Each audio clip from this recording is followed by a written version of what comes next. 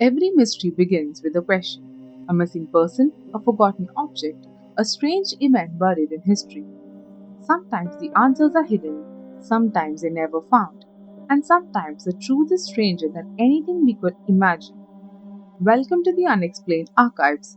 This is a collection of mysteries, crimes, legends, and unexplained stories from around the world. We have all, at some point of time, heard about the word the Illuminati, a mysterious group of people with immense power working behind major events in the world. But how much of it is true? Let me tell you what the Illuminati actually was. Not the shadow government controlling pop stars, not the reptilian elite running the banking system from a bunker in Switzerland, not the hidden hand behind every political assassination of the last 2 centuries. The actual Illuminati. The real Illuminati was founded on May 1st, 1776, by one frustrated university professor in Bavaria. 9 years later, it no longer existed. At its height, it had around 2,000 members, educated men, some influential, a few aristocratic, who met in secret to discuss Enlightenment, philosophy, and complain about the Catholic Church. Then the government banned it, arrested several members, and it dissolved. That is the complete operational history of the real Illuminati. Everything else, the dollar bill, the Jay Z triangle, the Beyonce conspiracy, the New World Order, the lizard people, the moon landing, the Kennedy assassination, the Bohemian Grove, the Rothschilds, the Freemasons, and every other thread of the grand unified theory of elite control is a mythology that was built on top of that 9 year Bavarian book club like a skyscraper built on a garden shed. And the story of how that happened, how a defunct 18th century philosophical society became the most powerful brand in conspiracy theory history, is genuinely one of the most fascinating stories in modern cultural history. That is what this video is about. Adam Weishaupt was born on February 6, 1748, in Ingolstadt, Bavaria. His father died when he was 5 years old. He was raised by his godfather, a baron who ensured he received an excellent education at the Jesuit run university in Ingolstadt. This origin is important. Weishaupt grew up educated by Jesuits, the intellectual vanguard of the Catholic Church, rigorous and demanding, and emerged from that education with a profound frustration at the Church's influence over intellectual and civic life. He was brilliant. At 28, he became a professor of canon law at the University of Ingolstadt, the first layman to hold that position, which had previously been reserved for Jesuits. His appointment was itself a small institutional rebellion. He wanted more. He wanted to create a network of educated, progressive men who would push back against religious authority, aristocratic privilege, and what he saw as a superstition and irrationality that the church used to maintain social control. Here's the strange thing: nothing Adam ever wrote suggests he wanted to rule the world. He wanted to change it. Those are two very different ambitions. History would eventually confuse the two. On May 1st, 1776, the same year as the American Declaration of Independence, a coincidence that conspiracy theorists have never fully recovered from, he founded the Order of the Illuminati with 5 initial members in a forest outside Ingolstadt. He called it the Perfectibilists at first. He later settled on the Illuminati, Latin for the Enlightened Ones. The goals were to oppose superstition and the undue influence of religion over public life, to promote the rational education of members, to work towards a more just social order. To do all of this in secret, because doing it openly in Catholic Bavaria in 1776 would have been professionally and personally dangerous. This was not a new world order. It was a progressive think tank operating under the institutional constraints of 18th century Europe. The Illuminati grew quickly by 18th century standards. By 1782, it had approximately 2,000 members across Bavaria and several other German states. By 1784, some estimates put the number at 2,000 to 3,000. The membership was drawn primarily from educated professional class, lawyers, doctors, academics, civil servants, with some members of the minor nobility and a few genuinely influential figures. The Duke of Saxe-Gotha was a member. The philosopher Johann Wolfgang von Goethe was at least peripherally associated with it. The order used an elaborate internal structure of ranks and degrees, partly for security and partly because Weishaupt had a somewhat complicated relationship with hierarchy. He wanted to dismantle social hierarchy while simultaneously building an internal one. The order's greatest asset wasn't money, it was in political office, it was connection. The Enlightenment spread through conversations, letters, universities, coffee houses, and private society. Ideas traveled because people carried them. The Illuminati hoped to become one more network among many, small, educated, and quietly influential. That ambition was hardly unique. Across Europe, dozens of intellectual societies were trying to shape the future in much the same way. It infiltrated Freemasonry as a strategy for expanding its membership. This detail, the Illuminati working inside Masonic lodges, would prove enormously significant for the later mythology. The internal culture of the order was, by the standards of secret societies, relatively mundane. Members read philosophy, they corresponded, they debated, they tried to place sympathetic people in positions of influence in educational institutions and government. They were, in short, a politically engaged intellectual network operating under cover of secrecy in an environment where their views would have been dangerous to express openly. This is not exciting, it is, however, what actually happened. In 1784, the Elector of Bavaria, Karl Theodor, issued an edict banning all secret societies. A second edict the following year specifically named the Illuminati. The order's internal documents were seized during raids on the homes of several members. These documents, published by the Bavarian government as proof of the order's subversive character, were deeply embarrassing. They showed internal disputes, power struggles, and some members expressing genuinely radical political views. They did not show plans for world domination. They showed a practiced group of intellectuals arguing about philosophy and occasionally saying impolite things about the church and the aristocracy. Weishaupt fled to Gotha. Weishaupt fled to Gotha, where a sympathetic duke provided him with a position. He spent the remaining decades of his life writing books and defending the reputation of the order. He died in 1830. The order had been dissolved for 45 years. And then, 12 years after his death, his 9-year philosophical club became the explanation for the French Revolution.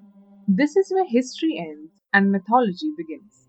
In 1797, two books were published almost simultaneously, one in Britain, one in France, that would change the course of political paranoia for the next 2 centuries. The first was Proofs of a Conspiracy by John Robison, a Scottish physicist and Freemason who had become alarmed by what he saw as radical infiltration of the Masonic movement. Robison argued, without adequate evidence, that the Illuminati had not dissolved, that they had gone underground, infiltrated Freemasonry across Europe, and were secretly responsible for the French Revolution.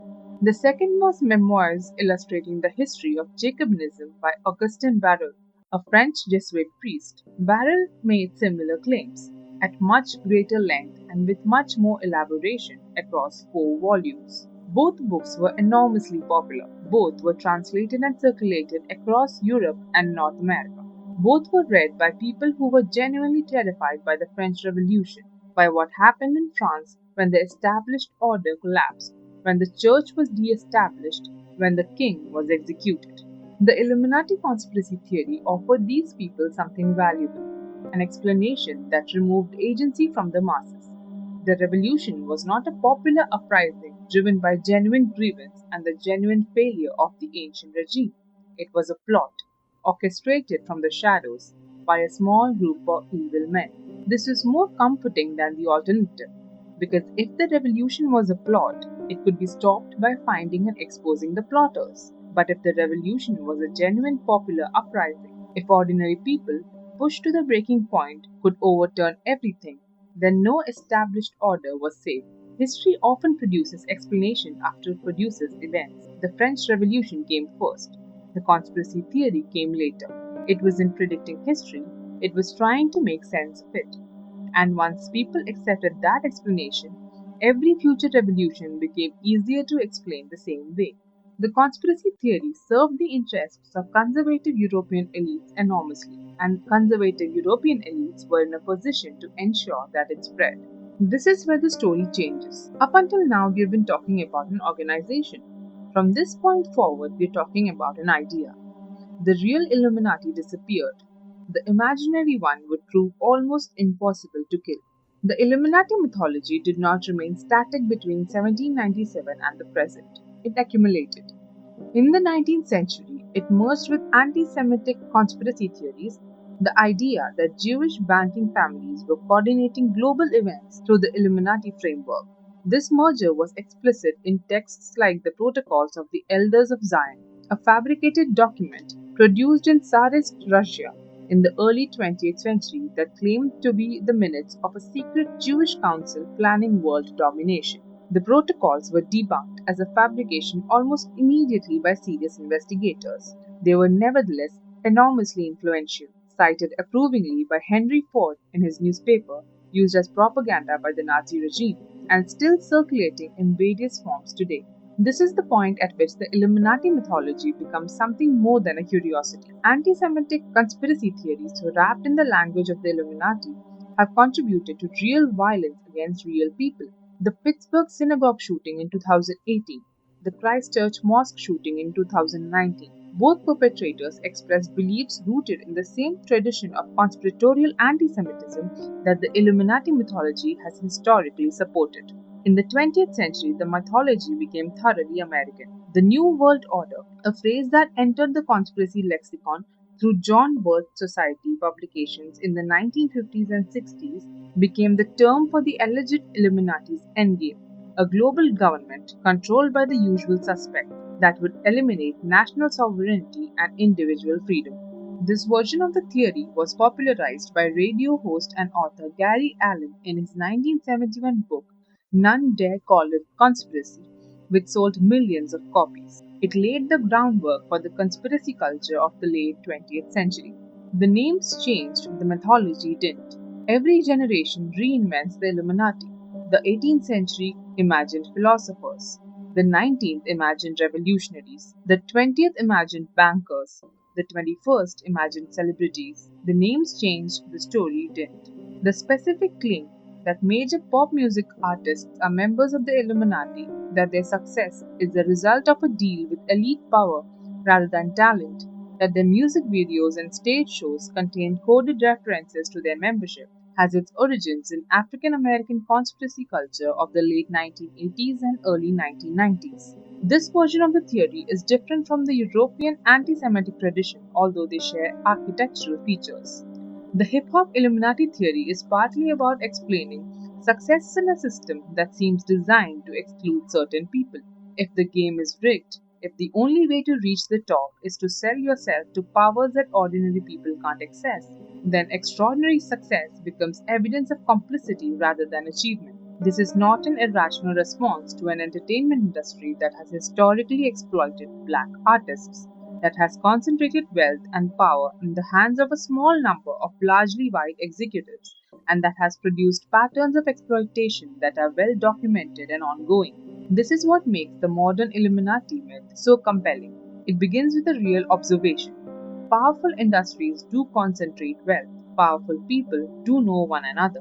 Influence is often unevenly distributed, but somewhere along the way, structural problems become secret plots. The conspiracy theory is the wrong explanation for a real problem. The real problem is structural, about who controls distribution, who controls publishing rights, who owns the platforms through which music reaches its audience. These are answerable, addressable, structural questions. The Illuminati explanation takes those real structural inequities and replaces them with a secret club and a hand gesture. It is emotionally satisfying in a way that structural critique often is not.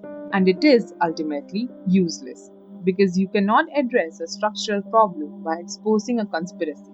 Here is what I want to be careful about. The Illuminati, as described in conspiracy theory, is not real. There is no secret society called the Illuminati coordinating global events from a hidden location. The evidence for this is the complete absence of evidence for it. And in a world of digital communication, financial disclosure requirements, and investigative journalism, a genuinely secret global coordination network of that scale would be impossible to maintain. But the impulse behind the Illuminati conspiracy theory, the sense that powerful people coordinate their interests in ways that ordinary people cannot see or influence, is not irrational. It is, in fact, correct. Powerful people do coordinate. This is documented.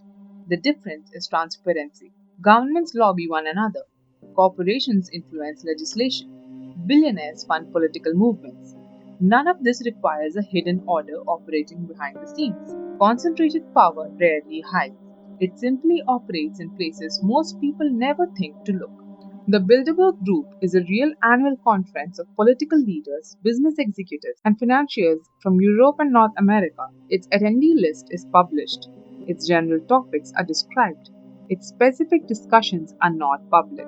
The World Economic Forum at Davos is a real annual event at which the most powerful people in the global economy discuss policies in ways that shape decisions affecting billions of people who had no vote in the matter. The revolving door between government regulatory agencies and the industries they regulate is real, documented, and has concrete effects on policy outcomes. Elite networks, the alumni networks of specific universities, the boards of specific foundations, the social circles of specific families, produce coordination that benefits their members and disadvantages everyone else. This is not secret, it is simply the way that concentrated power operates. The Illuminati conspiracy theory points at something real.